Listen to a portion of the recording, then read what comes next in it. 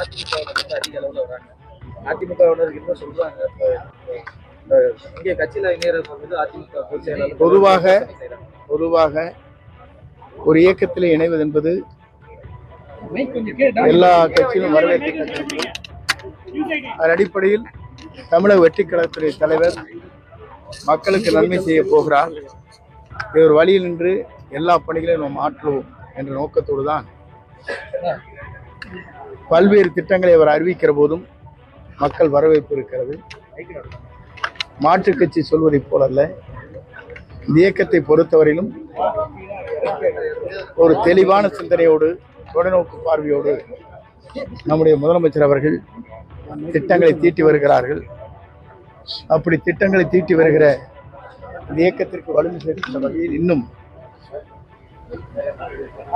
எத்தனையோ இயக்கத்தில் இருந்து, அதுவும் குறிப்பாக நீங்கள் குறிப்பிட்டதை போல அனைத்து இந்திய அண்ணா திராவிட முன்னேற்ற கழகத்தில் இணைகிறார்கள் என்று சொன்னால் ஒரே ஒன்றுதான் நீங்க மனதில் வச்சுக்கணும். திமுகவோடு கூட்டணி சேர்ந்து ஒரு முதலமைச்சர் ஆகலாம் என்று சிந்தித்ததே தவறு. நம்முடைய புரட்சி தலைவரும் புரட்சி தலைவர் அம்மாவும் நமக்கு காட்டிய வழியில் அவர் இயக்கத்தை வழிநடத்தி செல்லவில்லை என்ற முறையிலே தான் எல்லோரும் நம்மோடு பலர் இன்றைக்கு இணைந்து கொண்டிருக்கிற காட்சி நீங்கள் காணுகிறீர்கள்.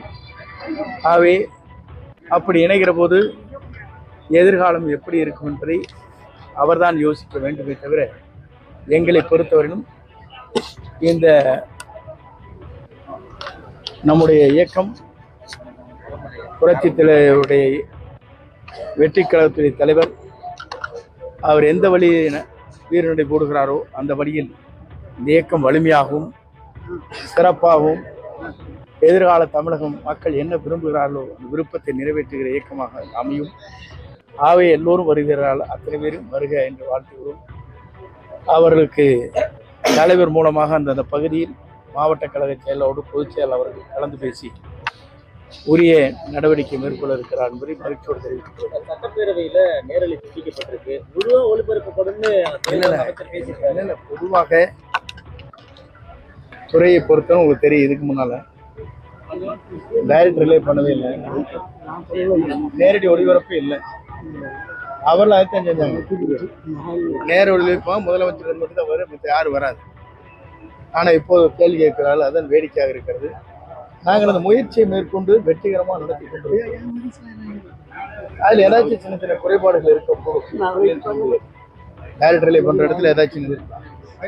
ஆனால் அதிலே யாருக்கும் பாகுபாடு இல்லாமல் இந்த இயக்கம் நம்முடைய பள்ளிக்கல்வித்துறை செய்தித்துறை அமைச்சர்கள் நேரடியாக கண்காணிக்கிறார். முதல்வர் சட்டப்பேரவையில